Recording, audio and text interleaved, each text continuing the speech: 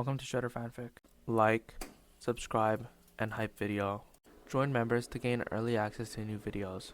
The main character, after dying in his previous life, he wakes up inside of Hazbin Hotel as the 6'3", blue eyes, alive Gojo. What is he gonna do inside of Hazbin Hotel? Now knew where to file corrections. The blank category had become a door. Chapter 27, Heaven Notices. The white conference room above Hell had no windows, yet Sira could see Pentagram City below.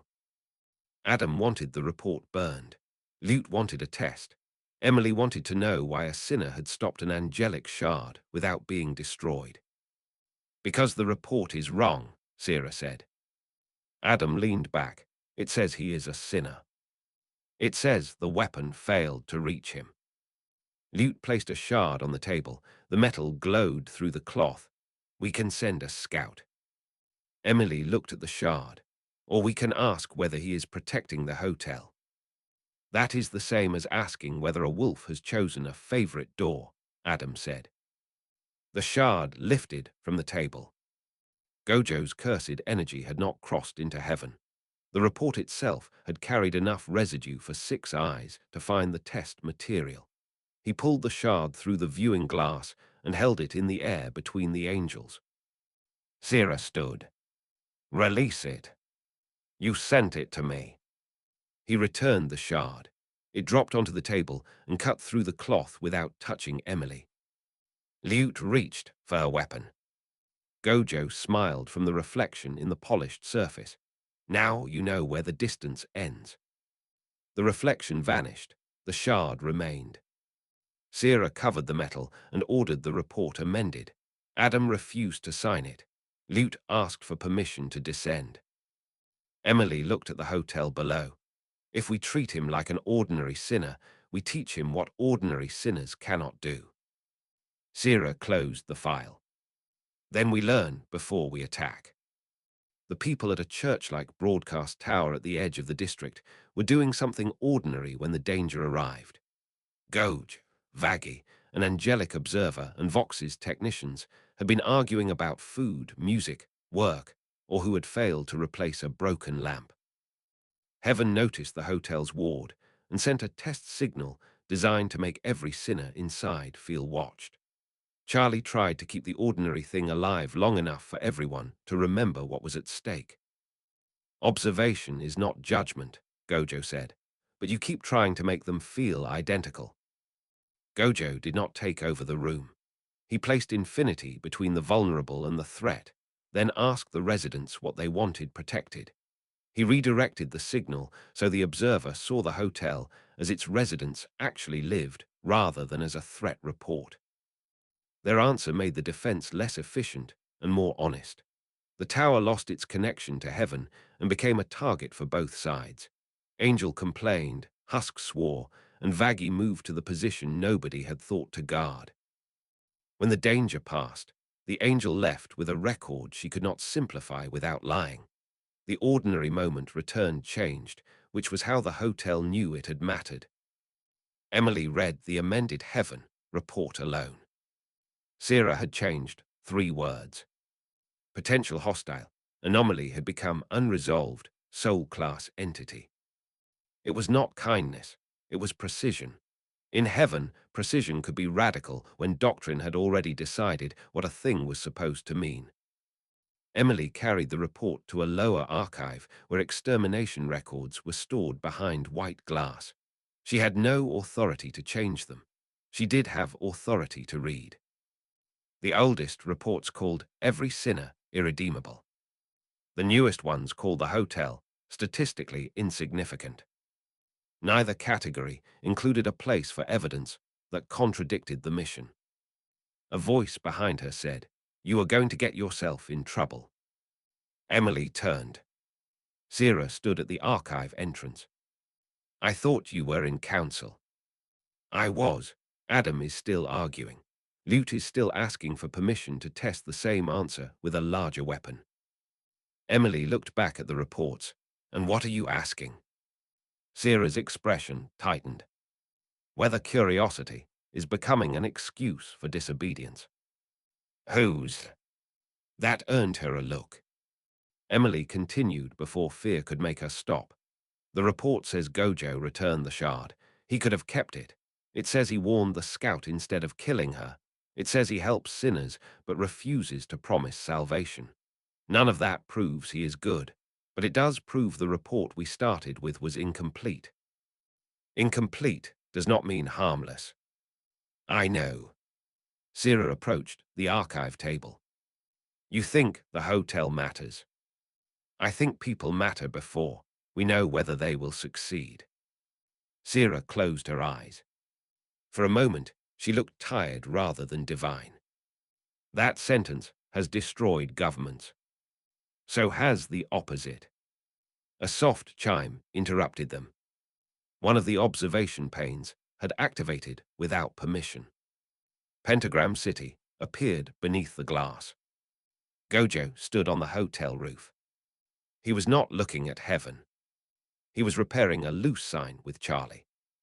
Emily stared. Sira's suspicion sharpened. Is this his doing? The pane system answered before either of them touched it. No foreign intrusion detected. The image had opened because one of heaven's own observers was still watching the hotel and had forgotten to close the channel. Below, Charlie held a ladder while Gojo complained that the sign's left bracket was lower than the right. It is not, Charlie said. It is by 4 millimeters. Nobody can see 4 millimeters from the street. I can. That sounds like your problem. Gojo laughed. Emily's mouth twitched. Sira reached to close the pane. Then Gojo stopped moving. His head turned upward. The 6 eyes found the observation route. Emily froze. Gojo looked directly into the unseen line, connecting the roof to heaven. He raised one hand. Not an attack. A wave. Charlie looked up. Who are you waving at? Someone rude. Do we know them? Not yet. Emily waved back before she could decide whether it was appropriate. Gojo's smile changed. Sira closed the pane. Silence filled the archive. Emily looked at her hand. That was unprofessional, Sira said. Yes. Do not do it again. Are we going to keep watching? Sira did not answer immediately. That was answer enough.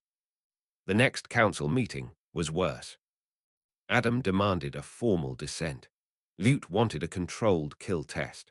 Several older angels argued that simply observing a sinner without judgment granted legitimacy to hell's propaganda. Emily waited through all of it. Then she placed the amended report on the table. We are not debating whether he is dangerous, she said. He is. We are debating whether danger is enough to make every action against him automatically righteous. Adam laughed. You want to interview the monster? I want to stop turning every unknown into proof of what we already believe. Lute's hand tightened around her weapon. That hesitation gets angels killed. And certainty gets other people killed. The room changed. Sira could have ended the argument. She did not. Instead, she authorized one new observation rule. Any future test involving Gojo had to record not only what he did, but what choice or threat preceded the action. Lute called the rule bureaucratic cowardice. Emily called it a beginning. Far below, Gojo felt Heaven's observation become slightly less stupid. He did not know why. Yet. Chapter 28, The Overlord's Last Offer. Carmilla's theater box had locked exits, velvet seats, and 5 overlords pretending neutrality was a gift. Stay away from our territories, Carmilla said. We stay away from yours. I do not own a territory. That is why the offer is useful. Zestial placed the agreement on the rail. Rosie watched Gojo read. Vox and Velvet waited for the moment he touched the paper. The contract was not a leash. It was a map of prohibited actions. By accepting neutrality, Gojo would acknowledge that the overlords controlled everything outside the hotel. The distance offered to him was a confession of their fear. Gojo folded the agreement along its hidden seam. The paper split into two versions. One demanded his silence, the other demanded his recognition. You cannot accept neutrality without accepting the borders, Carmilla said. Then I reject both. The balcony doors locked. Zestial's shadow crossed the floor. Gojo let the pressure close around him and used blue to pull the lock mechanism from the wall. The doors opened. Rosie laughed softly. You could have left before the meeting. Then you would have called it an agreement. He returned the two halves of the contract to the table. If you want me out of your affairs, stop writing my name into them. The overlord sat in silence as Gojo walked down the stairs. Neutrality had failed because it depended on everyone agreeing what belonged to whom. The theater remained standing. The offer did not. At a private suite prepared for an overlord's last offer, Gojo set one hand against the nearest surface and let the 6 eyes read the laws hell had embedded in it. Gojo, Charlie, Alastair, and a messenger carrying 3 seals watched the experiment with different kinds of fear. The final offer promised the hotel immunity if Gojo accepted a title that would make every guest's actions his responsibility. The first test stopped at infinity. The second reached the space beneath it. Gojo smiled only when the third revealed a condition he could name. You are offering me a crown made of other people's mistakes, Gojo said. He changed the experiment instead of increasing the force. Charlie rejected the title before Gojo could answer and declared that the hotel would carry its own failures. Vaggie called the result reckless. Gojo agreed, then marked the safe boundary in chalk where everyone could see it. The measurement demanded a price. The messenger withdrew the immunity and marked the hotel for future punishment. Reverse cursed technique repaired the damage, but not the information it had purchased. The scene closed when Alastair laughed only after the door closed, because Charlie had finally made a threat that did not need him. Gojo kept the boundary visible and did not pretend the next test would be safer. The failed neutrality agreement made the city louder for a week. Every overlord who had signed the offer wanted everyone else to believe refusal had been expected. Carmilla called it a failed framework. Rosie called it an amusing misunderstanding. Vox called it evidence that Gojo was unstable. Alastair called it Tuesday. The practical consequence arrived at the hotel in the form of garbage. 3 collection crews stopped serving the block because the streets around the hotel no longer fit cleanly inside any overlord's territory agreement. Bags piled in the alley. Broken bottles filled the gutter. Someone dumped a dead vending machine against the hotel's back wall because no one could prove whose route it had occupied. Charlie stood over the mess, with both hands on her hips. This is political retaliation. Husk looked at the mountain of refuse. This is Tuesday. Gojo poked the vending machine with one shoe. It still has drinks. Do not drink the garbage machine, Vaggie said. I wasn't going to. You were thinking about it. Thinking is not a crime. Charlie looked down the alley. If the collection crews won't come, we'll move it ourselves. Goj expected Vaggie to argue that leaving the hotel exposed was dangerous. Instead, Vaggie grabbed gloves. That afternoon, the hotel residents cleaned the block. Not heroically, not efficiently. Angel complained that one bag moved. Nifty found things no one wanted identified.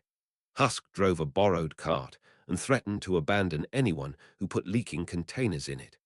Charlie talked to every shop owner they passed because she could not carry trash without trying to turn it into community outreach. Gojo moved the heavy things. He refused to use blue for the first hour because the point was to learn where the waste actually came from. Once he mapped the routes, he became annoying about efficiency. This entire alley slopes toward the storm drain, he said. Vaggie dragged a broken sign onto the cart.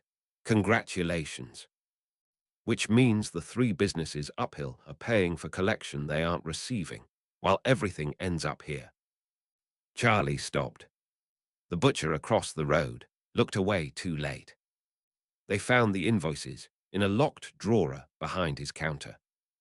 The businesses had paid a territory contractor for collection service. The contractor had stopped sending crews after the Overlord neutrality talks failed, but the payments continued automatically through old account marks. Can we cancel them? Charlie asked.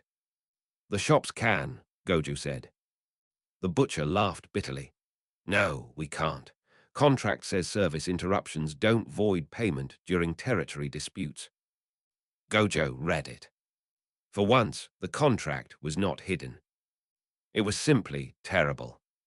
You signed this knowingly, he said. The butcher's face hardened, because everyone signs it.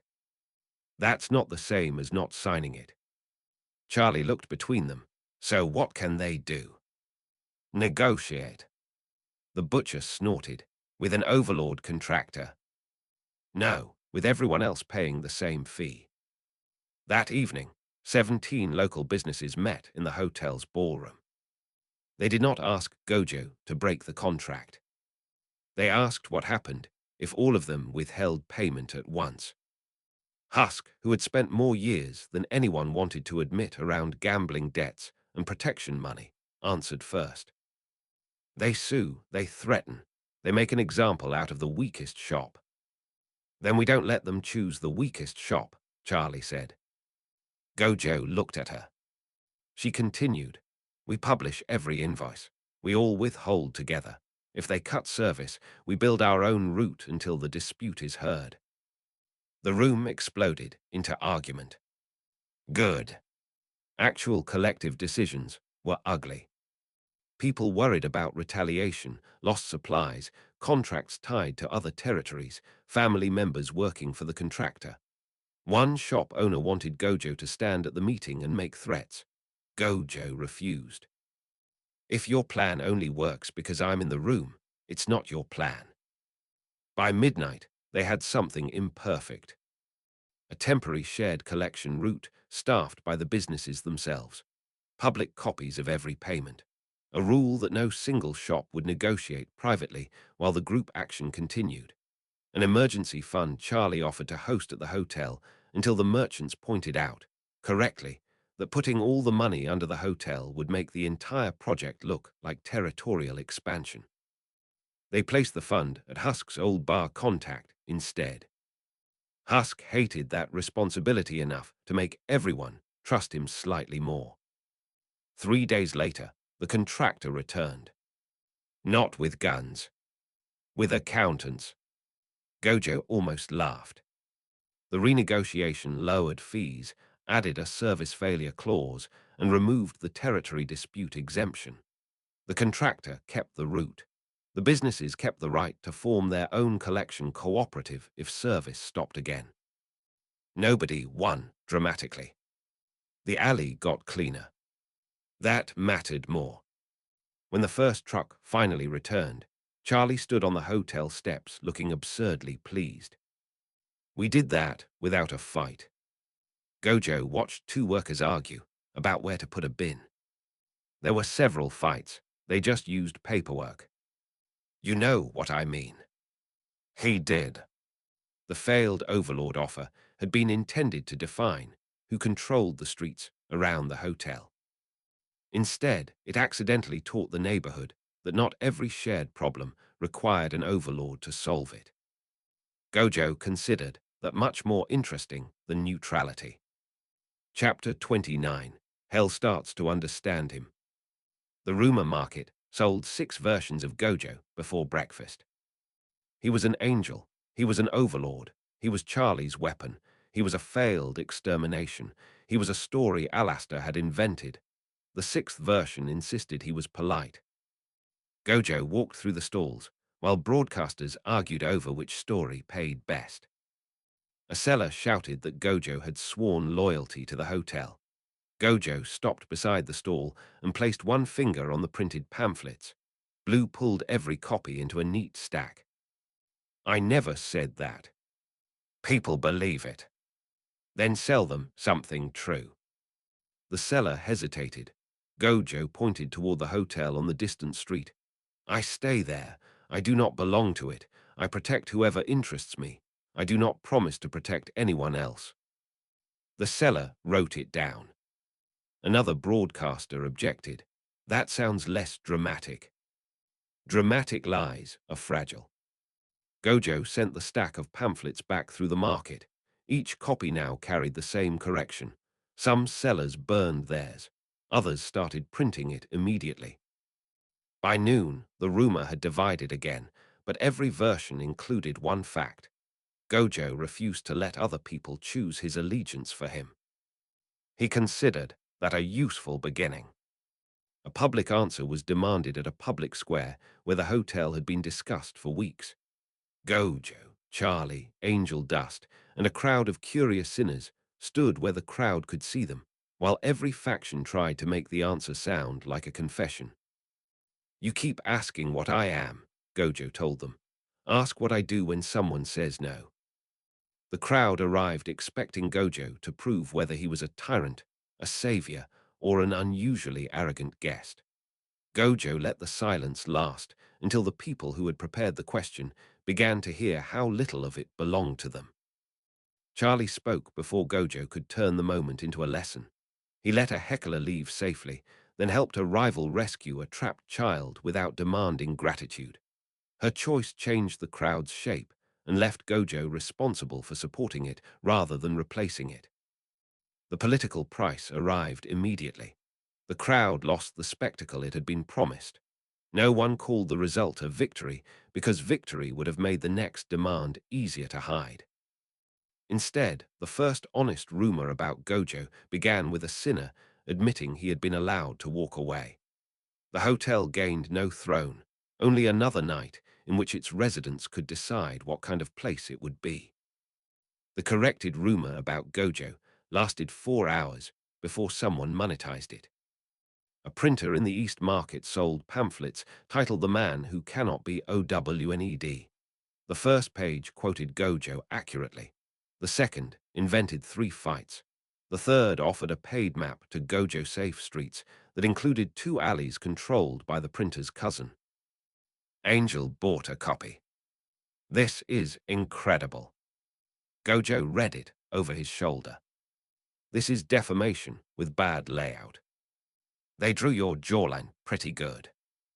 The problem was not the lies. It was the map. Sinners began using the marked routes believing Gojo had somehow guaranteed them. One route crossed a debt market. Another passed beneath a building whose owner charged anyone lingering more than 6 minutes.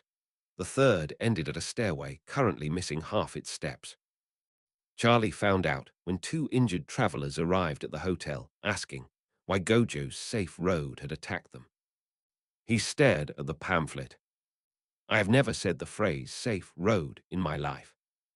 Husk muttered, you barely say safe. They found the printer in an hour.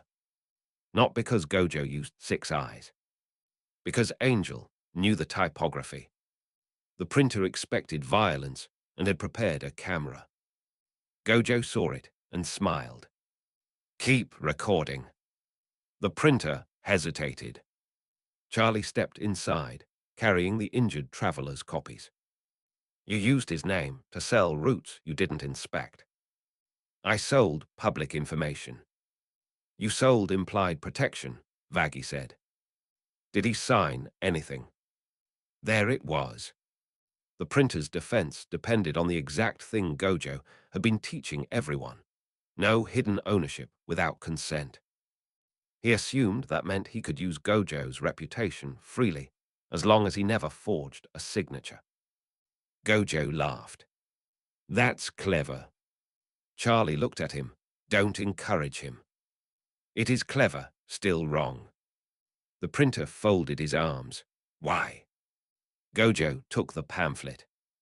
Because you didn't say streets where Gojo has been seen. You said Gojo safe. That's a factual claim about what I will do if someone gets hurt there. You could ignore it. I am That's why 2 people got hurt. The camera kept recording. Good. Charlie did not demand the pamphlets be destroyed.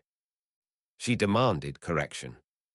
Every unsold copy would receive a red stamp, not endorsed, no protection guaranteed, roots unverified. The printer objected that the stamp would kill sales. Husk, who had come only because Angel refused to stop laughing, said, "Then sell a better product." So the printer did. He hired runners to actually inspect routes.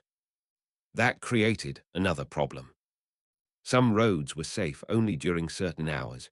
Some were safe from violence but full of predatory contracts. Some had no territorial toll but were watched by heaven. Safe turned out to be useless. The next edition changed categories. Low violence. No known toll. Active overlord claim. Hotel accessible. Exorcist watch risk. The map became boring and useful. Sales increased. Gojo hated that most. You made him successful, Angel said. Charlie did. Charlie smiled. You explain the difference between endorsement and observation. I regret everything. The rumor market adapted. Other sellers started labeling sources, not because truth had won, but because buyers had learned source quality could be sold as a feature. Gojo walked past a stall one morning and saw 2 competing signs. Gojo said this. And Gojo probably didn't say this, but it's FUNNIR. He bought the second one. The first honest rumor about him had not made hell honest. It had made dishonesty more specific. That was still progress. Chapter 30, A Demon Who Doesn't Exist. The clerk at the Hell Registry archive refused to open a file. Sinner, demon, angel, guest, overlord, or deceased human, she read. Those are the available classifications. Add another. We cannot add another. Gojo placed his hand on the archive counter. 6 eyes followed the registry's ink through shelves, ledgers, and the old seal beneath the building. The clerk swallowed. Please do not damage the records. I am improving them. Blue pulled one blank card from a drawer. It slid across the counter and stopped beneath the clerk's pen. She wrote Gojo Satoru, status unresolved, claims pending, consent withheld. The archive rejected the card. The shelves shook. A chain of old classifications reached toward Gojo, trying to force the file into the nearest available category. Infinity stopped the chains. Gojo pressed the blank card into the registry seal. The ink spread without choosing sinner, demon, angel, or guest. The archive produced a new drawer. The clerk stared. That has never happened. Now it has. He left the card in the drawer and closed it. The clerk marked the file private, not out of loyalty, but because she had no idea what else to do. Outside, Vaggie waited beside the steps. You made yourself an official problem. I was already one. The registry lights flickered behind them. Somewhere in hell, a system had admitted it could not decide what Gojo was. The room at a sealed apartment above a gambling hall had been arranged to make the decision look inevitable. Gojo, Vaggie, and a demon who vanished from every camera had been given separate seats, separate exits, and one shared document nobody trusted. The demon had been using infinity-like gaps in contracts to disappear from responsibility. Gojo read the space before he read the paper. 6 eyes found the pressure points. Who could leave, who would be blamed, and which silence had been purchased. A loophole is not freedom if someone else is trapped inside it, Vaggie said. The first answer came from someone other than Gojo. Gojo forced the demon to choose between restoring the stolen names or remaining invisible forever. The change forced the people in the room to stop treating him as the hotel's spokesman. The consequence arrived before anyone signed. The demon restored only some of the names before fleeing. Gojo did not undo that consequence. He made sure everyone understood why it had happened. When the meeting ended, Vaggie kept the incomplete list and refused to call an imperfect rescue complete. The hotel remained standing, but its next choice would belong to more than one person. The new registry drawer caused a bureaucratic emergency. Not because Gojo's file existed, because 3 other people immediately asked for one. A demon whose species changed with the moon wanted variable. A sinner who had legally died twice wanted status disputed.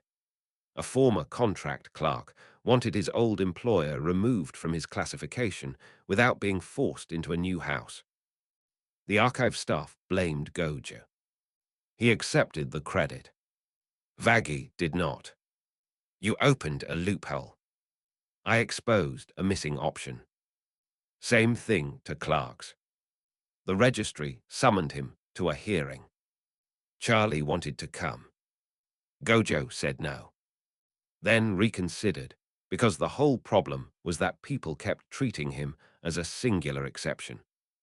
So Charlie came as an observer. The hearing room contained 12 officials, 47 forms, and a magical seal so old, even the 6 eyes had trouble deciding what it believed. The chief registrar began with accusation, disguised as procedure. Your unresolved file has caused administrative instability. Gojo leaned back. Your archive is unstable because one blank card exists. Because the archive generated a category without authorization.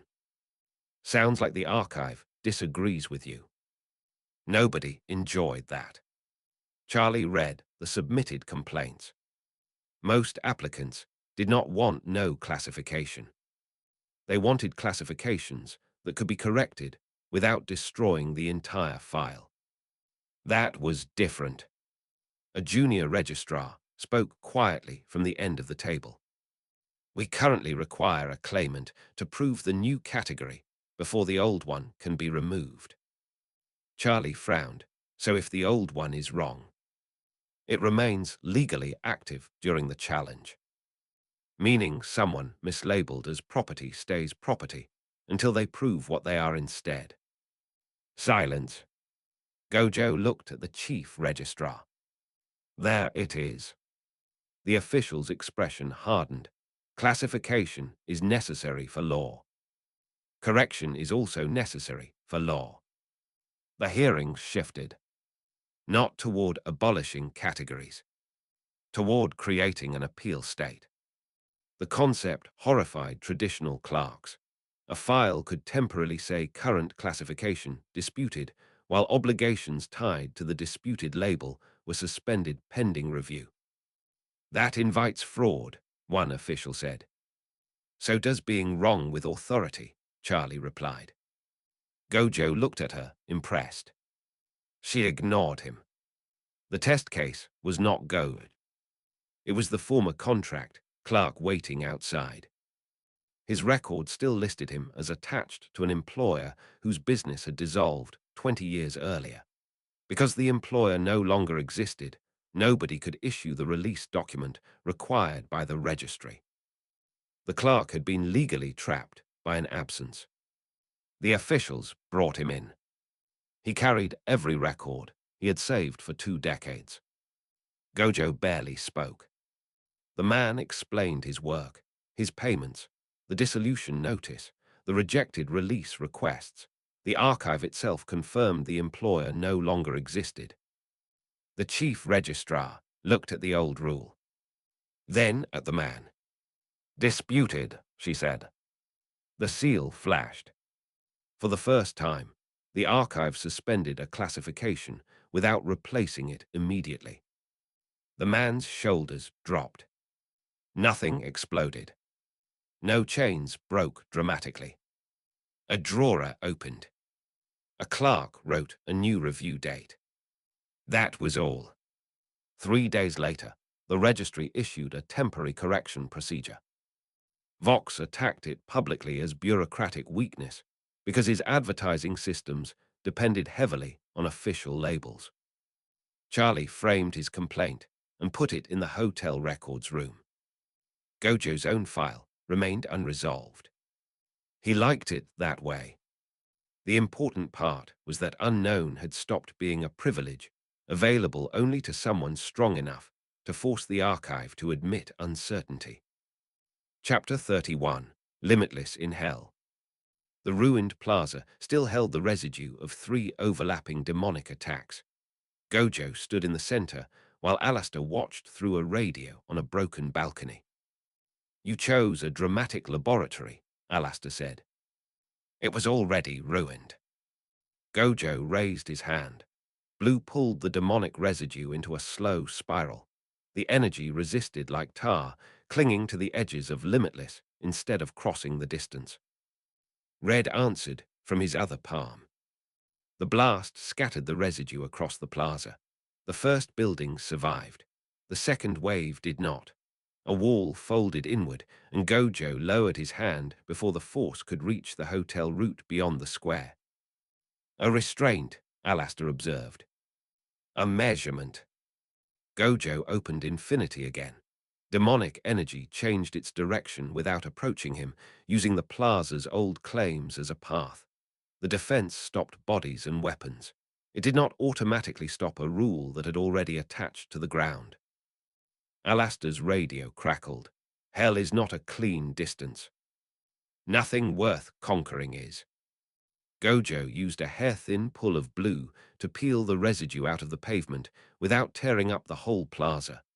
The square became quiet, except for falling dust. He had learned that Limitless worked best when the danger moved toward him. Hell's older power could begin beneath his feet. Alastair's voice softened. "That sounds inconvenient." Gojo looked at the radio. "It sounds useful." He left the plaza before the residue could settle into a new pattern. The first movement at the ruined plaza outside the hotel was fast enough to make the watching crowd believe the scene had already chosen its winner. Gojo and Alistair, speaking through a broken radio, were caught between the threat and the people behind them. "Distance is not the only thing that can reach you here," Alistair warned. Gojo's attempt to measure Limitless against Hell's older rules caused the pavement to remember 3 different attacks.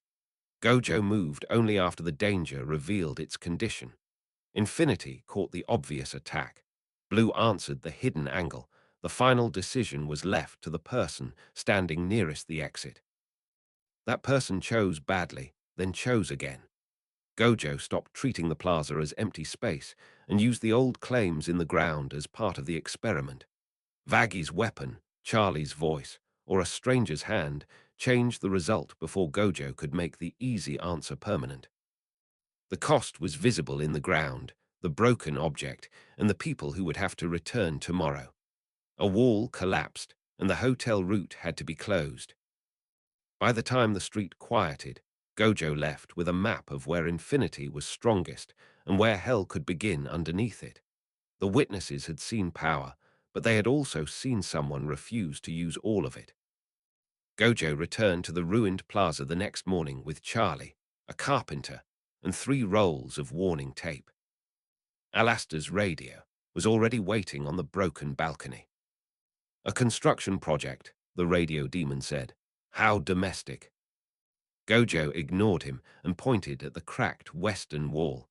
"That one falls if somebody slams the door across the street." The carpenter squinted. "That wall survived 3 turf wars." It also survived because nobody has sneezed in the correct direction yet. Charlie handed the carpenter a chalkboard.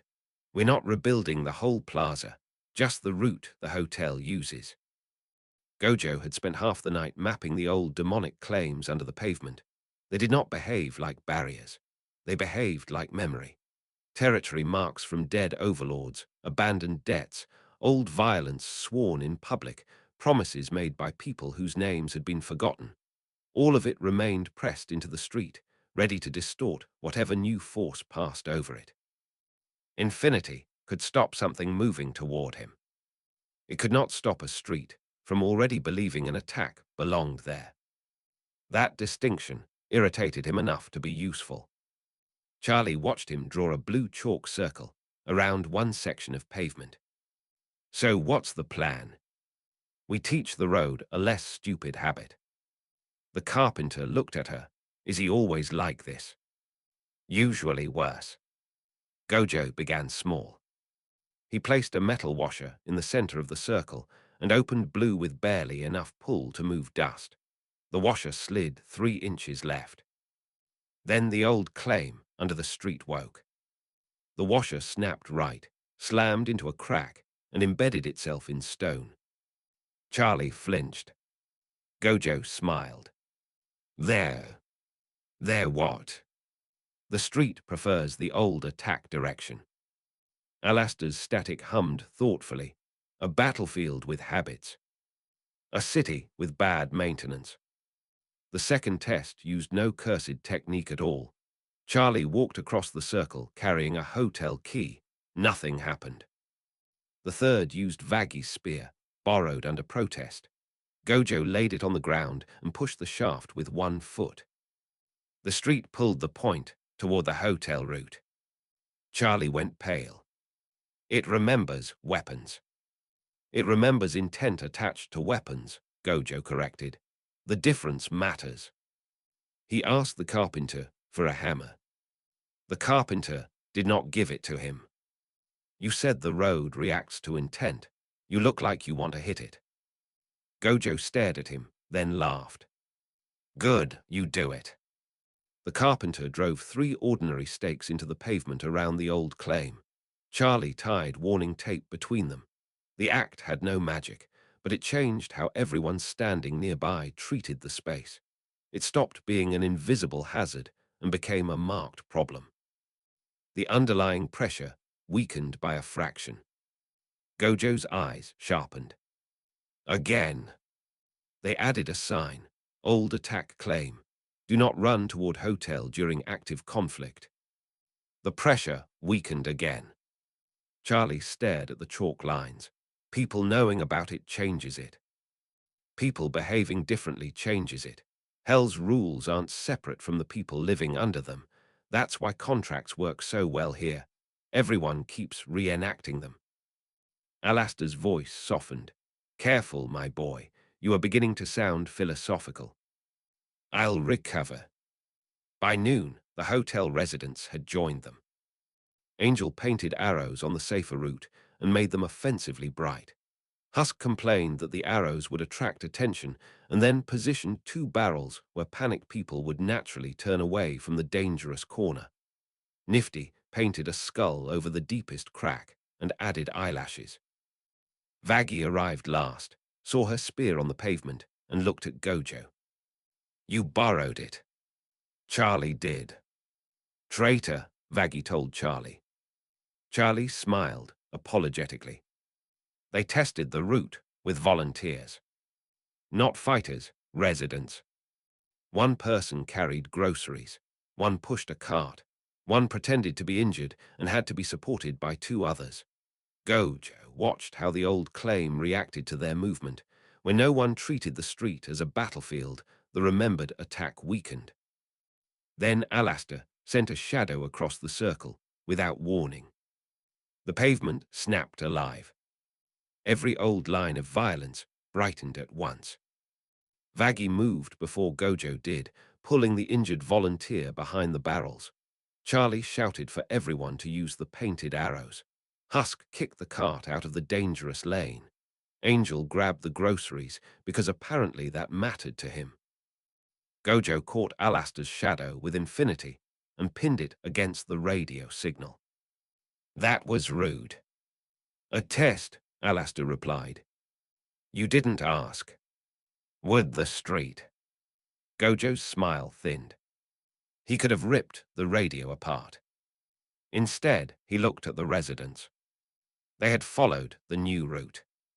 No one had run into the old attack line. The pavement's memory surged, found fewer people reinforcing it, and faded. Charlie exhaled. It worked. Mostly. Vaggy pointed her spear at the radio. Do that again, and I stab the speaker. Alastair laughed. Gojo released the shadow. The hotel did not erase the old claim. It could not.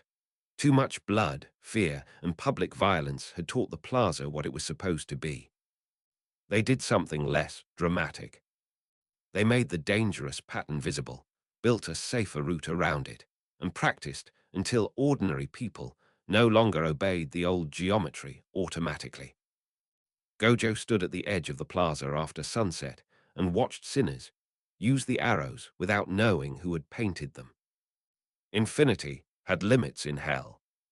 So did hell. He liked the second discovery better. Chapter 32. The First Exorcist Test. The extermination-scarred alley still glowed in places where holy light had burned the walls. A wounded sinner crouched behind a broken sign. Gojo stood between her and the hidden exorcist scout. The scout threw a short angelic blade. Infinity slowed it. The blade still crossed more distance than an ordinary weapon should have. A thin line opened across Gojo's cheek. The sinner gasped. Gojo touched the blood and smiled. The scout expected anger. It got attention instead. Blue pulled the blade sideways. The scout released it before the weapon could be dragged into Gojo's hand, then struck from the roof with a second shard. Gojo caught the shard in a ring of cursed energy. Holy light burned through the ring and forced him to reinforce it twice. "You are learning quickly," the scout said.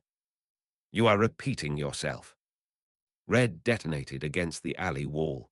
The scout flew across the roofs and landed hard enough to crack a chimney. Gojo did not pursue. He turned to the wounded sinner and closed the cut on her shoulder with reverse cursed technique. The exorcist watched from a distant roof. "Why spare me?" "Because you carried a better question than the first weapon." Gojo returned the angelic shard to the alley. It landed at the scout's feet. "Take it back. Tell heaven the distance is not safe, but it is measurable." The scout vanished. The wounded sinner stared at Gojo. "Are you one of them?" "No." "Are you going to kill me?" "Not while you are interesting." The alley kept its holy scars. Gojo kept the location and the cut, both more valuable than a corpse. Gojo began at an abandoned slaughterhouse chosen by an exterminator patrol by asking what had been moved. Gojo, Lute, and 4 exorcists answered with 3 different versions, and each version placed responsibility somewhere else. The patrol tested whether angelic weapons could cross infinity when thrown from different angles. He followed the mismatch through the walls with 6 eyes, tracing ink, heat, residue, and the small physical choices people made when they believed nobody was watching. "You are not testing my defense," Gojo said. "You are testing the rule your weapon needs me to obey." The hidden mechanism was not the whole problem. One blade drew blood only after Gojo moved to protect a trapped civilian. Gojo separated the rule from the person who had abused it and refused to erase the evidence just because it was ugly. The investigation left a wound in the hotel's certainty. Gojo's reverse technique could close the wound but not remove the holy residue. Husk recorded the names, while Charlie decided which of them still deserved a door. At the end, Lute withdrew with the rule they had discovered, and Gojo kept the blood-stained floor as evidence. The answer was incomplete, but it could be checked by someone other than Gojo. The cut on Gojo's cheek healed before he reached the hotel. The question it left did not. Vaggie met him on the roof, because Charlie had learned that letting Gojo enter the lobby smiling after being stabbed by an angel was an efficient way to cause panic. She looked at the unmarked skin. "Where's the blade?" "I gave it back." "Of course you did. It was theirs." "You are impossible." "That's becoming an official classification." Vaggie did not laugh. She had been an exorcist once. Gojo knew enough not to ask for every detail. He also knew enough to recognize the way her hand tightened whenever Heaven's weapons became part of a conversation. "The scout knew where to throw," he said. "What do you mean?" "First blade went straight at me, stopped early. Second one came when I turned toward the wounded sinner. It crossed farther. Vaggy's face changed. You think protection weakens infinity. I think angelic weapons use purpose. Mine changes when I decide what matters. That's worse. More interesting. Stop saying that about things designed to kill you. Gojo leaned against the parapet. You know what the weapons are made to do. Tell me what heaven teaches the person holding one. Vaggy looked over Pentagram City. For a long time, she said nothing. Then, that the target has already been judged. Gojo waited. You don't aim at a sinner and wonder whether they deserve it. The weapon is built around the idea that the question was answered before you arrived. That's why hesitation is treated like failure. That's why the blades feel clean. Clean certainty. Yes. And if the wielder isn't certain? Vaggy looked at him. The weapon still is. That was the part he needed. The next test happened without heaven. Carmilla provided 3 blunt angelic scraps too damaged for combat. Vaggy brought an old training grip with no blade attached. Charlie insisted on a healer, even though Gojo told her RCT made one unnecessary. The healer is not for you, Charlie said. It's for everyone else when you do something stupid. Fair. They used an abandoned courtyard behind the hotel. Gojo stood inside a chalk square. Vaggy held the training grip. Think sinner, he said. I am not doing this. You already agreed. I agreed to test the metal. I did not agree to pretend I want you dead. Gojo paused. That distinction mattered too. Fine, think threat.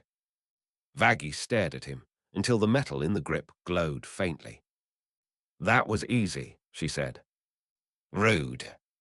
She swung. Infinity stopped the broken edge. Gojo stepped toward Charlie. The distance shortened. Everyone saw it. Charlie whispered, again. They repeated the test with Charlie behind him, then with an empty chair, then with a hotel key, then with a stranger who had volunteered after being told exactly what could happen. The result changed every time. The metal crossed farther when Gojo chose to protect a living person. It crossed less when the protected thing was property. It crossed farther still when the person behind him was afraid and depended on him consciously. Gojo stopped the test. Vaggy lowered the grip. You figured it out. Part of it. Charlie looked troubled. The more someone relies on you, the easier it is for angelic steel to reach you. Maybe.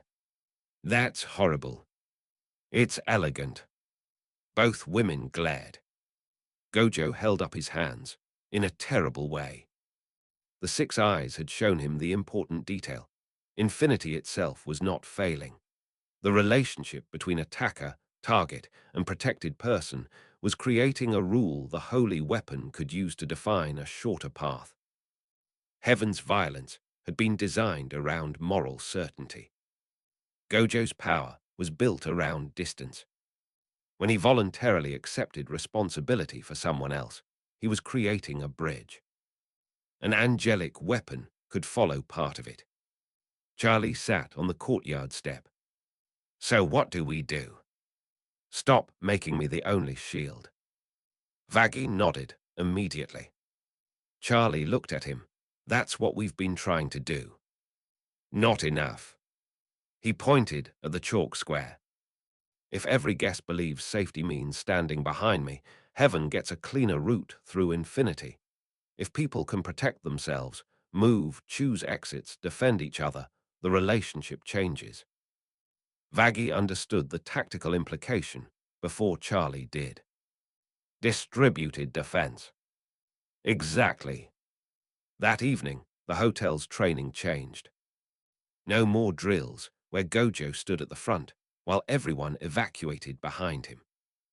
Vaggy built teams. Angel learned to move injured guests without waiting for Gojo. Husk was assigned a fallback room and hated it loudly. Charlie practiced giving orders that did not depend on Gojo confirming them. Nifty was prohibited from volunteering for blade interception and violated the spirit of the prohibition immediately. Gojo stood on the staircase and watched the hotel become less centered on him. It felt strange. Good strange. Later, Vaggie found him alone on the roof. You could keep this weakness secret. From heaven. From the hotel. Gojo shook his head. Then they'd keep building their safety around a lie. Vaggie studied him. You really hate that.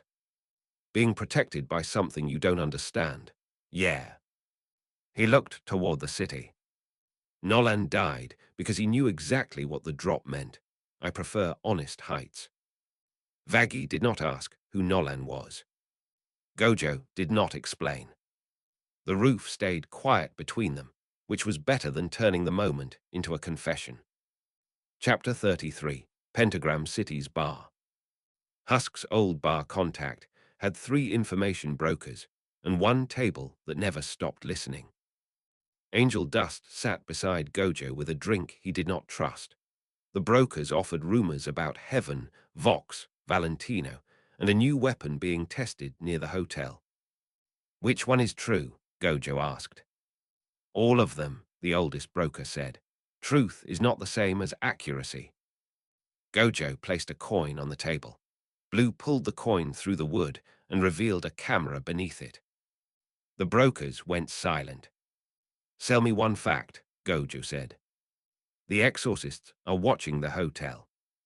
I know. Then sell us one. Gojo looked at Angel. Tell them I am planning to leave.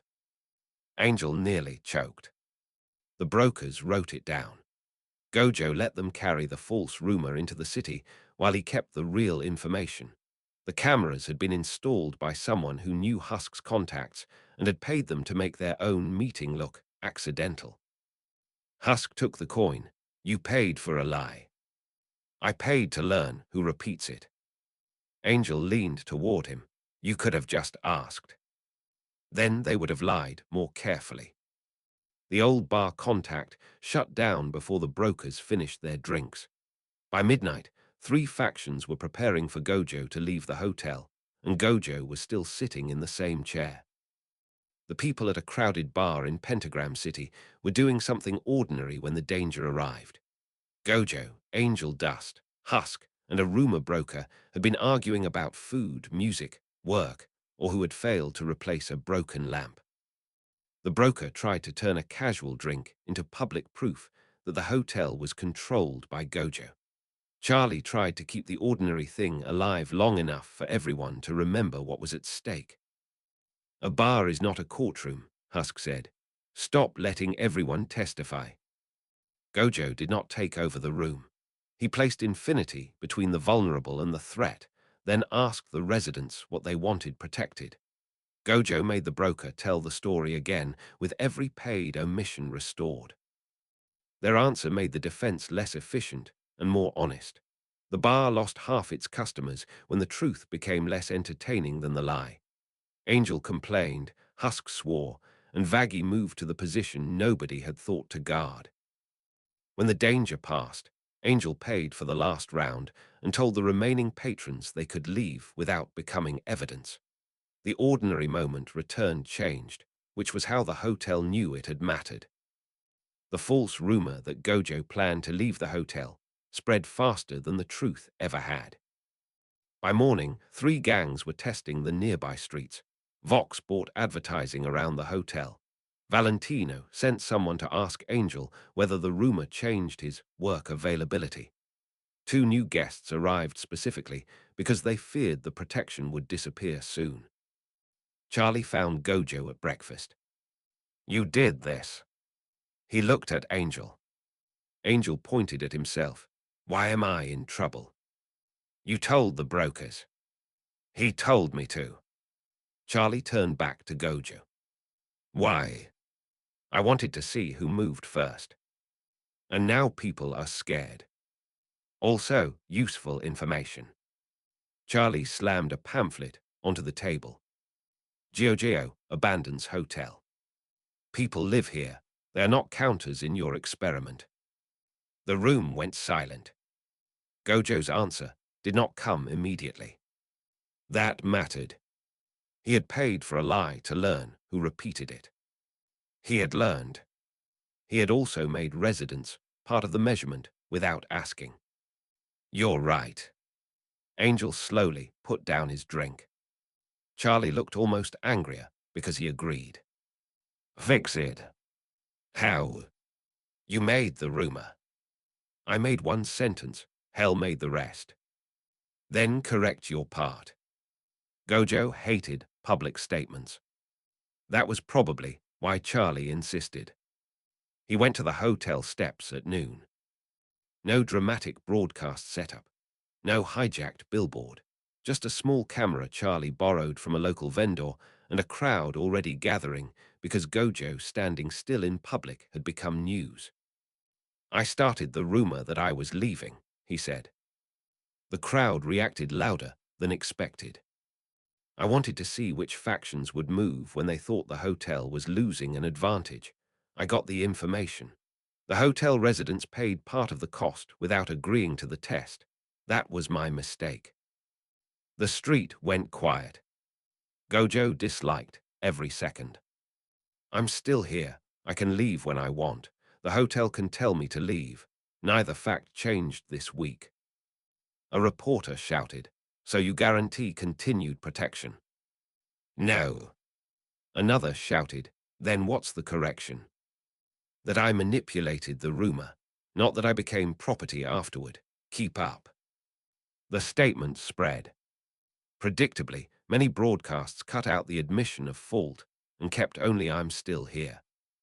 Charlie expected Gojo to destroy those clips. He did not. Why? Because now the full recording exists.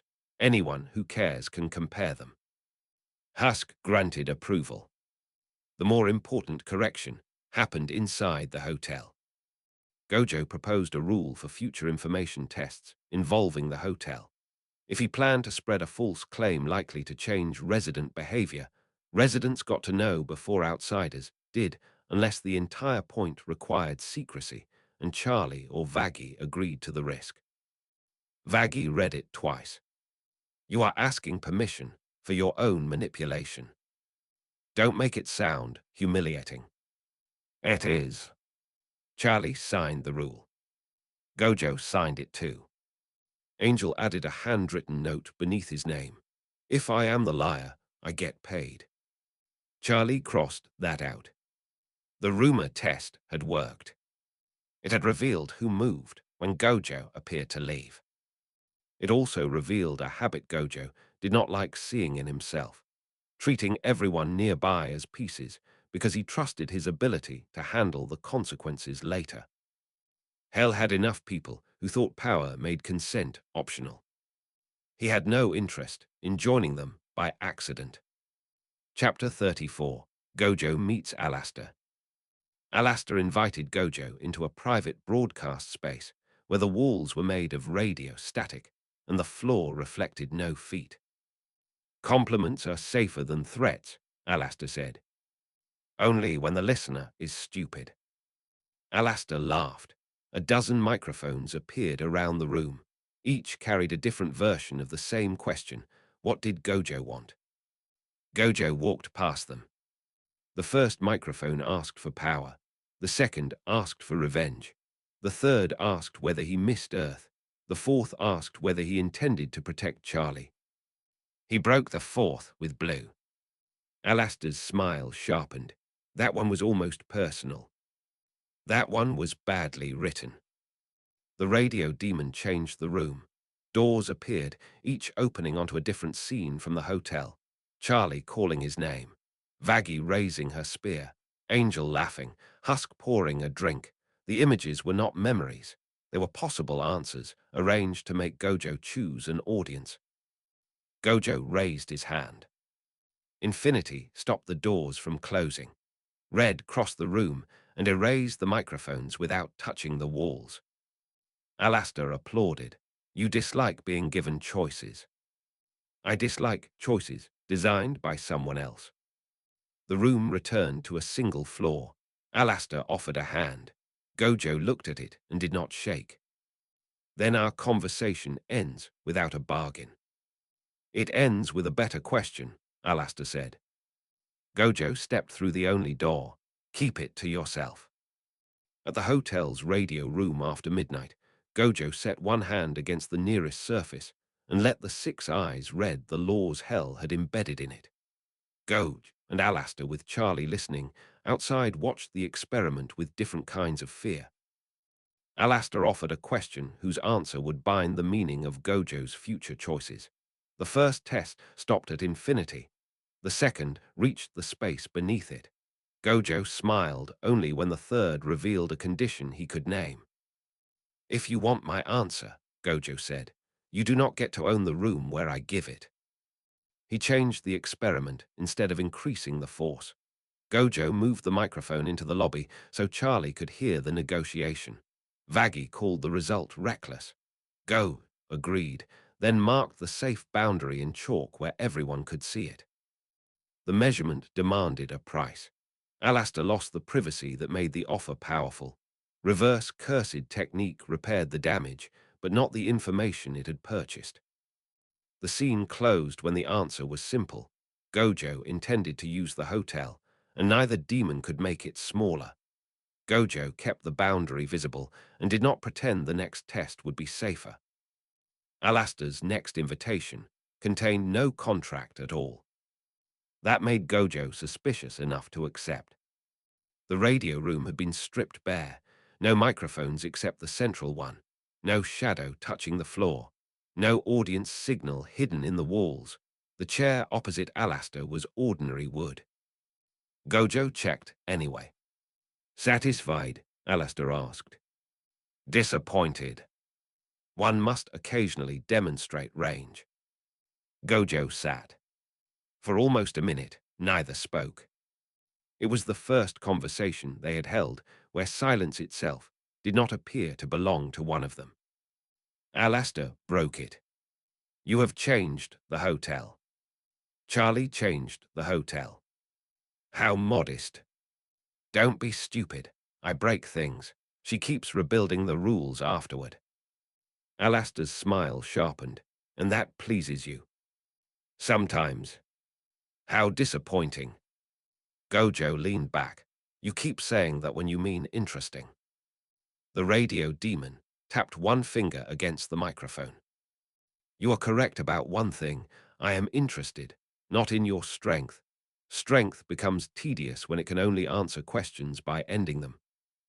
That's almost self-awareness. I am interested in why you keep declining ownership when ownership would simplify nearly every problem before you. Gojo's smile faded slightly. There it was. Not a trap, a real question. That made it more dangerous. You own people, Gojo said. I have agreements. Cute distinction. An important one. To you. Alastair tilted his head. And you could own the hotel in everything but name. Charlie consults you. Sinners hide behind your reputation. Overlords negotiate differently because you sleep under that roof. Heaven changes its weapons because you are there. You reject the title while enjoying the effect. Gojo did not answer quickly. Alastair noticed. There, he said softly, a silence with weight. Don't ruin it. Alastair laughed. Gojo looked at the dead microphone light. If I own it, every failure becomes proof the place was only ever me. Alastair's smile remained still. And if you do not, then it can disappoint me, honestly. You call that freedom. Part of it.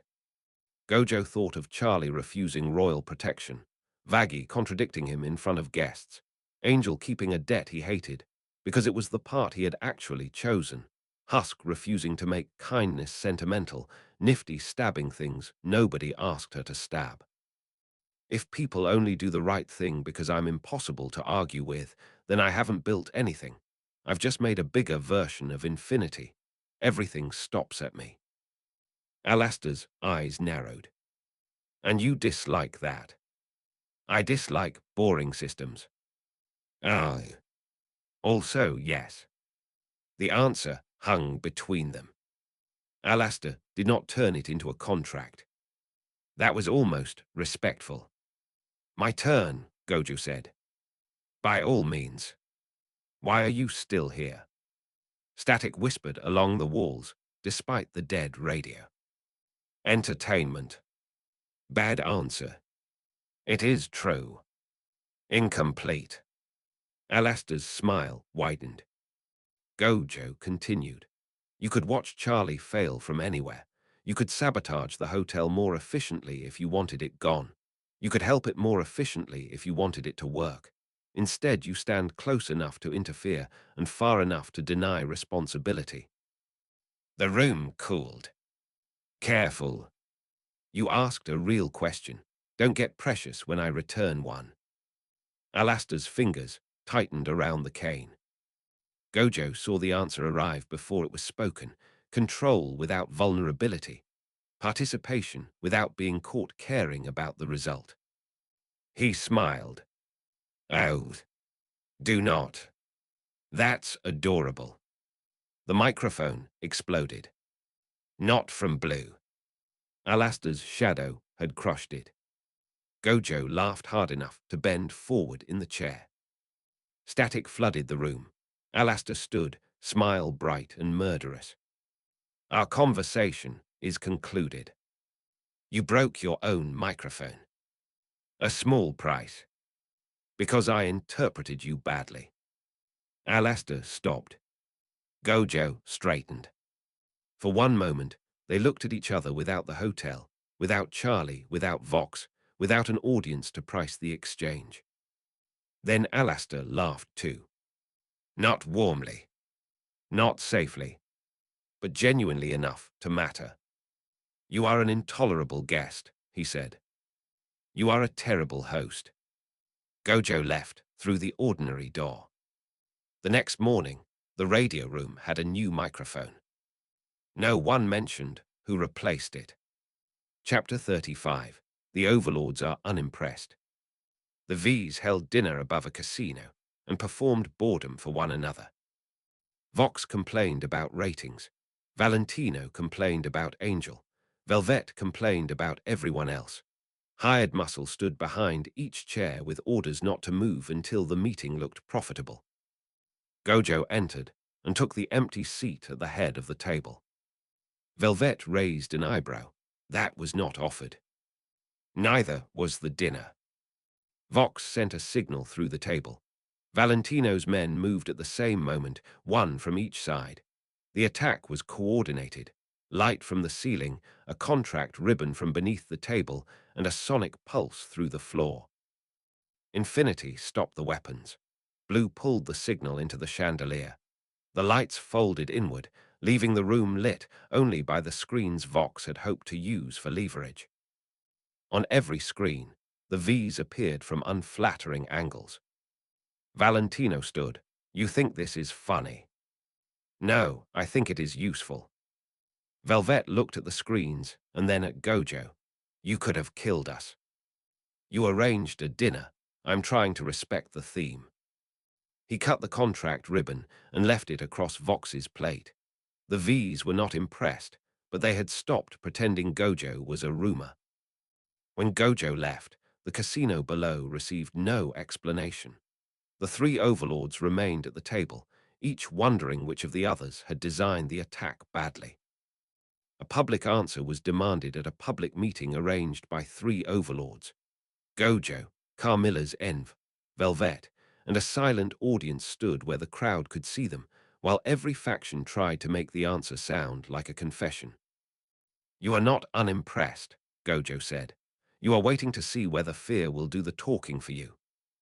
The overlords expected the hotel to look frightened when their representatives refused to sit together. Gojo let the silence last until the people who had prepared the question began to hear how little of it belonged to them. Charlie spoke before Gojo could turn the moment into a lesson. He invited the audience to ask questions directly, bypassing the prepared representatives. Her choice changed the crowd's shape and left Gojo responsible for supporting it rather than replacing it. The political price arrived immediately. The meeting lost its controlled narrative, and the hotel gained enemies who had been embarrassed publicly. No one called the result a victory because victory would have made the next demand easier to hide. Instead, Charlie closed the meeting by thanking the audience for asking better questions than the overlords had. The hotel gained no throne, only another night in which its residents could decide what kind of place it would be. The V's dinner became a meme before the plates were cleared. Someone leaked the security footage showing Gojo sitting at the head of the table while the three overlords attacked him from different angles. The most popular clip froze on Valentino's face just after the contract ribbon landed on his plate. Angel watched it 14 times. "Again," he said. Husk refused. "You're obsessed. It's healing." Vox was not amused. He responded by publishing a different angle, one that made Gojo's blue look like an attack against the entire room. The clip ended before viewers could see the untouched staff or the V's coordinated strike.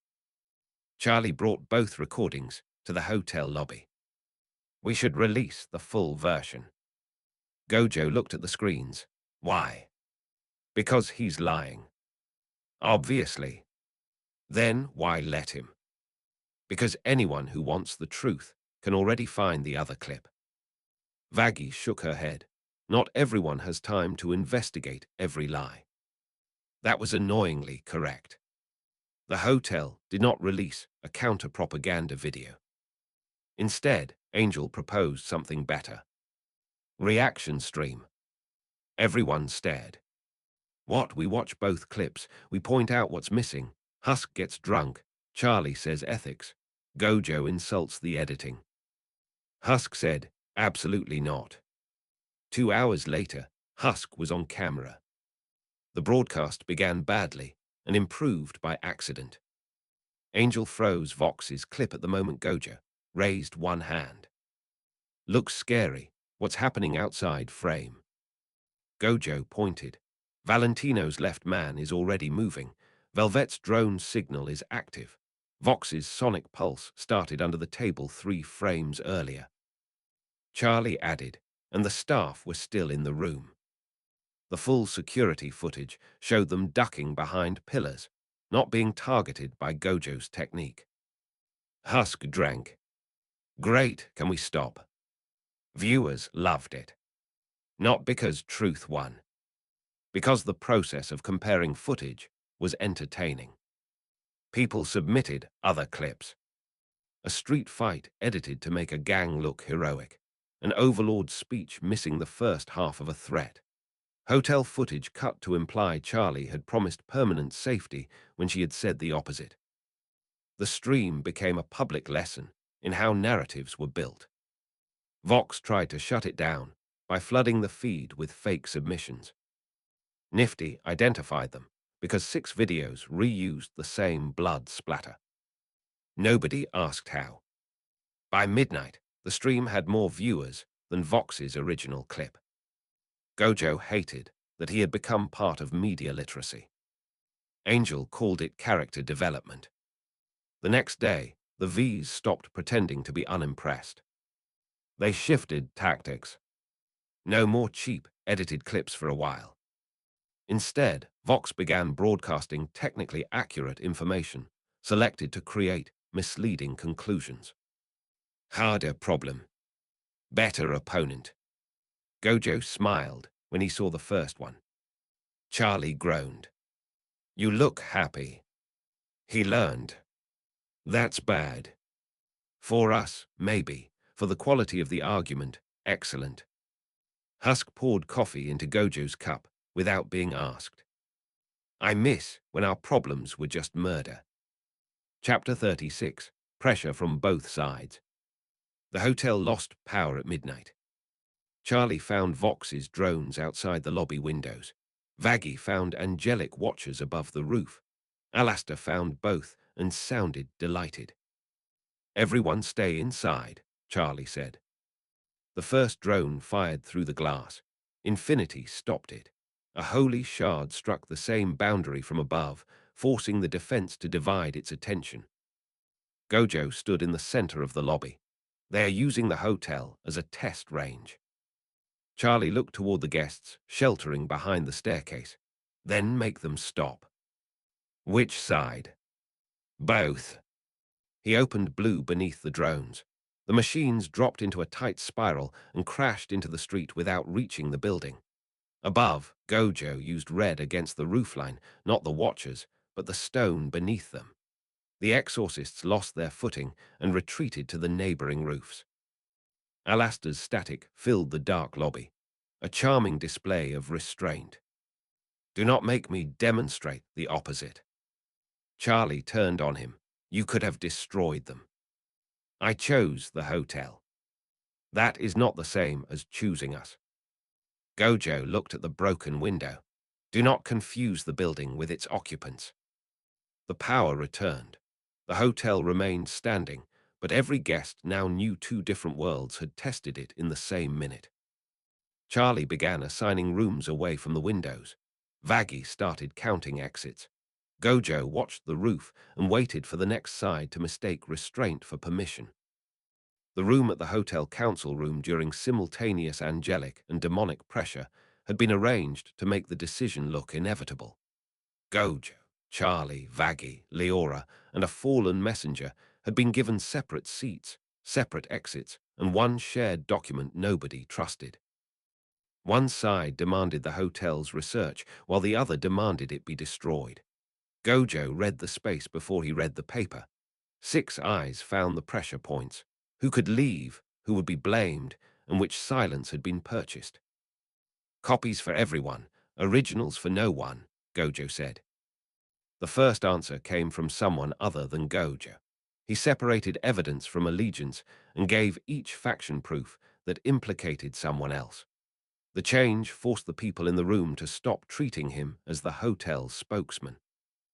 The consequence arrived before anyone signed. The hotel became the only place both factions had reason to infiltrate. Gojo did not undo that consequence. He made sure everyone understood why it had happened.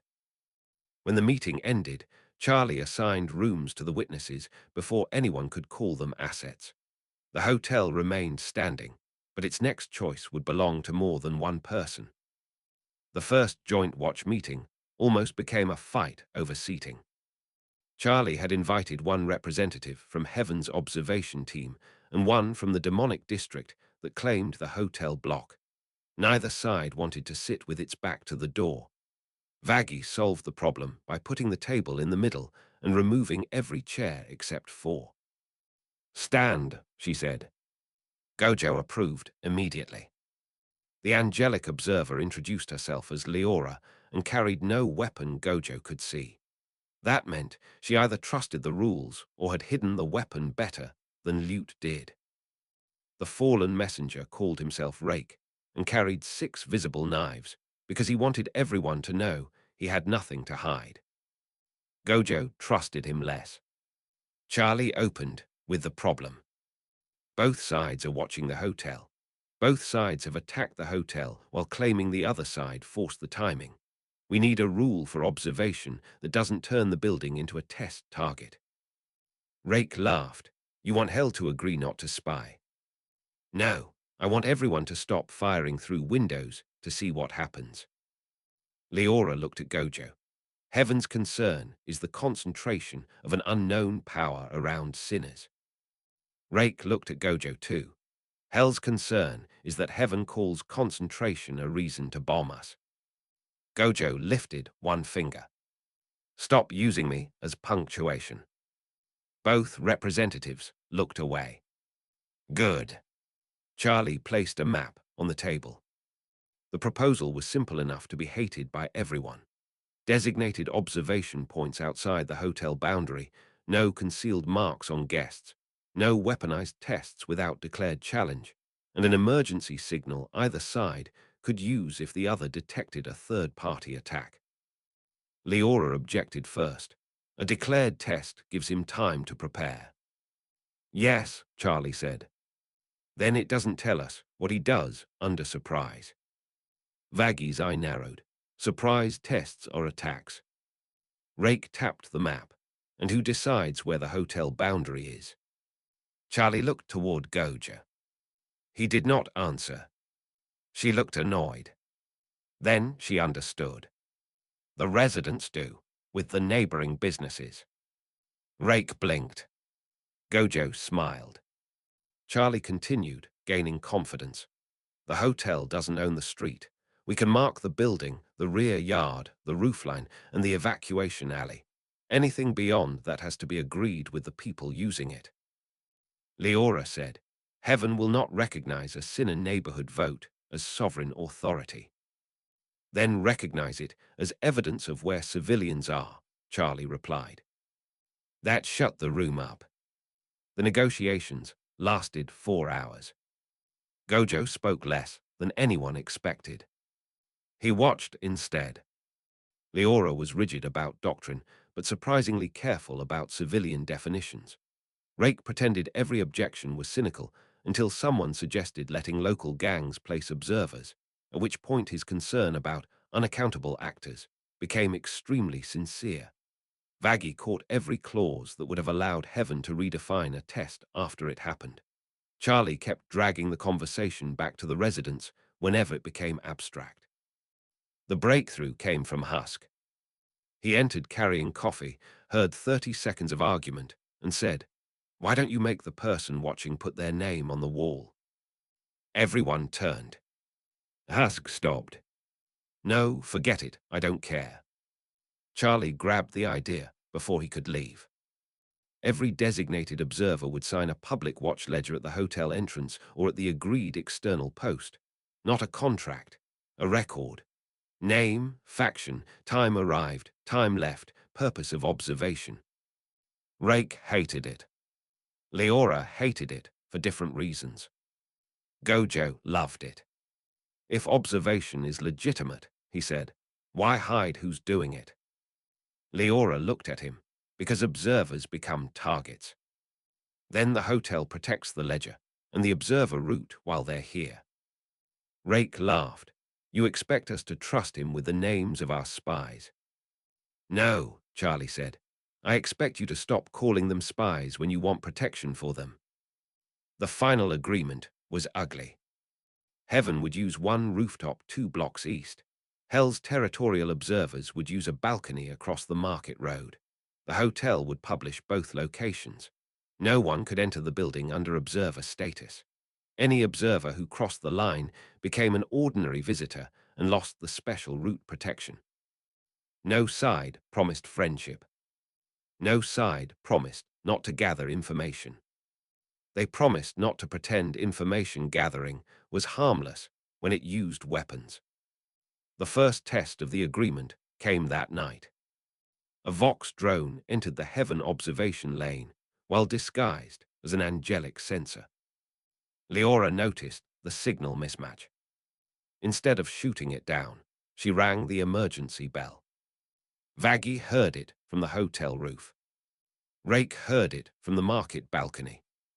For 3 seconds, all 3 sides assumed the others had betrayed the agreement.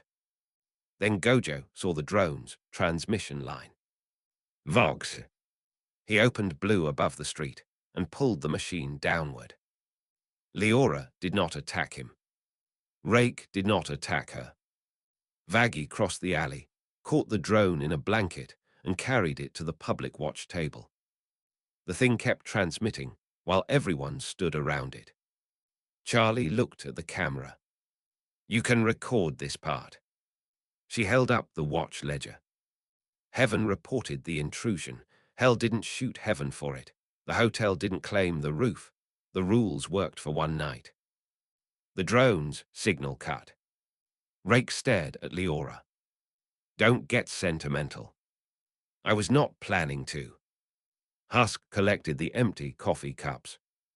Congratulations, you invented paperwork for spying. Gojo watched Charlie sign the incident line. It was one of the best insults Hell had ever given bureaucracy. Chapter 37, The Overlord's Misunderstanding. Zestial and Rosie came to the hotel, believing Charlie had brought Gojo to the negotiation. Charlie corrected them immediately. "I did not bring him." "Then he is your weapon by choice," Zestial said. Gojo sat on the arm of a chair. "You have mistaken proximity for control." The table held 3 proposals: an alliance, a territory share, and a public statement declaring the hotel under overlord protection. Charlie rejected the third. Vaggie rejected the first. Gojo read the second and found 6 hidden obligations. Rosie tapped the paper. "Every power needs a place. Then make room for something you cannot own." Zestial's shadow reached across the table. Infinity stopped it at the edge of Gojo's sleeve. No one drew a weapon. The negotiation had become clearer without one. Charlie stood. "The hotel is not a faction's property." Gojo glanced at her. "That is the first useful thing you have said in this meeting." Vaggie bristled. Charlie did not. Rosie gathered the proposals. "If neither of you wants protection, what do you want?" "Time," Charlie said. "Freedom," Gojo answered. The words did not agree, but neither required a contract. The overlords left without an alliance. Charlie kept the papers. Gojo kept the knowledge that the hotel had finally stated its position without using him as proof. The first movement at a narrow street, where overlord territory met hotel territory, was fast enough to make the watching crowd believe the scene had already chosen its winner. Gojo, Charlie, and a delegation carrying a forged boundary map were caught between the threat and the people behind them. "Stopping a collision is not annexation," Gojo said. "You should try reading the difference." The delegation believed the hotel had claimed the street because Gojo's Infinity stopped a carriage at its curb. Gojo moved only after the danger revealed its condition. Infinity caught the obvious attack. Blue answered the hidden angle. The final decision was left to the person standing nearest the exit. That person chose badly, then chose again. Charlie returned the street to its residents, while Gojo exposed the forged map. Vaggie's weapon, Charlie's voice, or a stranger's hand changed the result before Gojo could make the easy answer permanent. The cost was visible in the ground, the broken object, and the people who would have to return tomorrow. The hotel lost a defensible choke point.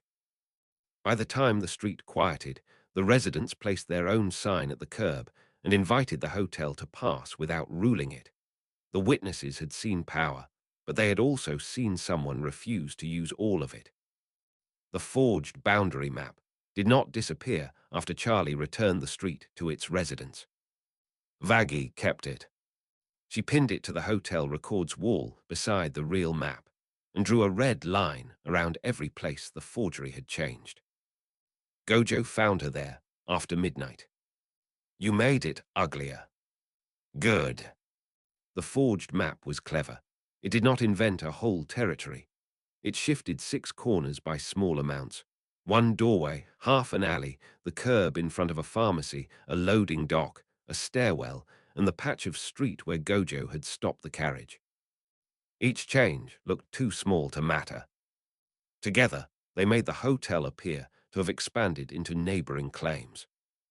"Who benefits?" Gojo asked. "Everyone who wants the overlords to think Charlie is lying about not wanting territory." "That's a lot of people." Vaggie pointed to the ink. "Same printer as 3 official district maps." They went to the municipal office the next morning. The clerk behind the counter looked at Gojo and immediately tried to close for lunch. Charlie blocked the window with a folder. "We need the revision records for these 6 blocks." "Restricted." "Why?" "Territory disputes." "That's why we need them." The clerk looked toward Gojo. He leaned against the wall and smiled. "Don't involve me." The clerk somehow looked more frightened. The records showed no official change. The forgery had been printed using a legitimate municipal template stolen from an authorized print shop.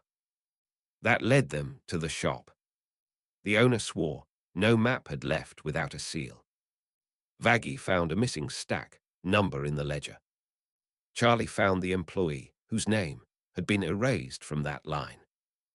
Gojo found the camera hidden above the back door. The employee was not a mastermind.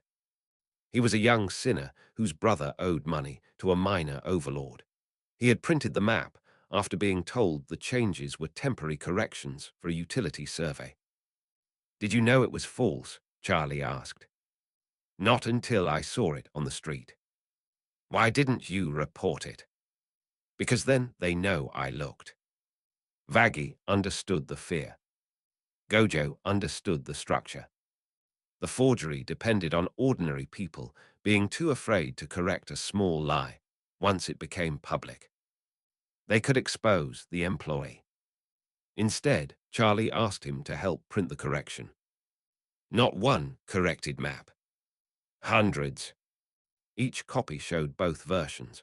Forged boundary in red, legal boundary in black, with a note explaining exactly which 6 changes were false. The print shop owner objected to the cost. Gojo paid for paper because, for once, money was faster than philosophy. They posted the maps across the district. The forgery died slowly. Some gangs kept using it because it benefited them. Some broadcasters called the correction hotel propaganda, but shop owners could now point at a public document and say which line they recognized. The street residents held their own meeting and chose 3 people to report future map changes before anyone accepted them. No hotel representative got a permanent seat. Charlie smiled when she heard. Vaggie smiled too, barely. Gojo looked disappointed. "What?" Charlie asked. "I was hoping for a statue." Vaggie threw the rolled, forged map at his head. Infinity stopped it. The map fell to the floor. Gojo picked it up and returned it to the wall. Bad evidence was still evidence, especially after it lost. Chapter 38. A Walk Through Pentagram City. Charlie wanted Gojo to see the neighborhood beyond the hotel without a fight attached to it. Angel joined them because he knew which streets were safe enough to walk and which ones were safe only if you enjoyed being followed. They passed a chapel with no priest, a bakery that sold memories, and a row of sinners waiting to ask Charlie for favors. One woman stopped her and described a landlord who charged for sunlight. Charlie listened. Gojo watched the landlord's claim from across the street. It was not metaphorical. A red cord ran from the building's roof to every window, charging residents whenever light entered their rooms. "You are going to interfere," Angel said. "I am deciding whether the cord deserves to exist." Charlie entered the building first. The landlord appeared on the stairs with a ledger. "This is private property." "Then keep your property from stealing daylight," Gojo replied. Blue pulled the cord from the windows. The building shook, but the walls held. The landlord's ledger opened to blank pages. The residents did not cheer. They looked at the sunlight and waited for another price. Charlie told them the cord was gone. Gojo told them it would return if no one learned how to recognize it. On the street, Angel handed a pastry to a child-sized sinner. "You know, some people call that helping. I call it removing an inefficient toll." Charlie smiled despite herself. "You can use the word help. I can also use the word chair. Neither changes what happened." The walk back to the hotel took longer. Charlie stopped twice more. Gojo stopped once, and only because the next problem had a more interesting contract. Gojo began at a market route through Pentagram City by asking what had been moved. Gojo, Charlie, and Angel, dust under borrowed coats, answered with 3 different versions, and each version placed responsibility somewhere else. Ordinary sinners recognized Gojo and began arguing over whether approaching him was safe. He followed the mismatch through the walls with 6 eyes, tracing ink, heat, residue, and the small physical choices people made when they believed nobody was watching. You do not have to make a legend out of buying fruit, Charlie whispered. The hidden mechanism was not the whole problem. Gojo used the walk to ask vendors what the hotel's policies had changed for them. Gojo separated the rule from the person who had abused it and refused to erase the evidence just because it was ugly. The investigation left a wound in the hotel's certainty. One vendor admitted the hotel had made business harder by attracting attention. Husk recorded the names, while Charlie decided which of them still deserved a door. At the end, Gojo bought nothing from that vendor and returned the next day to repair the damaged stall. The answer was incomplete, but it could be checked by someone other than Gojo. The Sunlight landlord did not surrender quietly. He stopped charging for light. Then he charged for window maintenance. Charlie discovered the change 2 weeks after their walk, when the same woman who had first complained arrived at the hotel, holding a new invoice. Gojo read it once.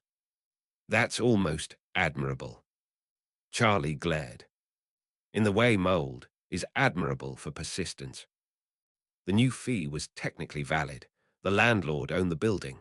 The windows required maintenance. The contract did not mention sunlight at all. The price was simply 6 times what the repairs cost. Charlie wanted to confront him again. The tenant stopped her. No, last time you fixed the cord. He waited until you left and changed the bill. If you go every time, he just learns how to make the next fee harder for you to see. Gojo smiled. Charlie did not. What do you want to do? The tenant had already spoken to the other residents. They wanted to see the maintenance records. The landlord refused. So the tenants withheld the window fee, but continued paying rent. The landlord threatened eviction. That brought the dispute into a local housing court nobody at the hotel had known existed, because overlords usually settled such matters privately. Charlie attended as a witness. Gojo did not. He sat across the street, eating a pastry with Angel, and watched through the window. You are absolutely spying, Angel said. Observation. I know, that's why it's funny. Inside, the landlord